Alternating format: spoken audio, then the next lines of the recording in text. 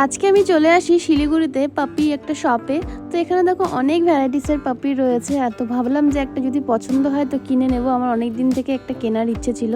তো দেখো কি কিউট কিউট পাপিগুলো রয়েছে, মানে কোনটা ছেড়ে কোনটা দেখবো এই অবস্থা। তো সব কটা পাপি অনেক ভালো ছিল। শিলিগুড়ির মহানন্দা ব্রিজটা পার করে যে পাপি সবগুলো রয়েছে ওখানেই আমরা গিয়েছিলাম আর কি দেখতে। তো এখানে দেখো এটা মেবি গোল্ডেন রিট্রিভার হতে পারে, আমি মানে অত নাম জানি না কুকুরের, বাট আমার যেটা দেখে ভালো লাগে সেটাই আমি নিই।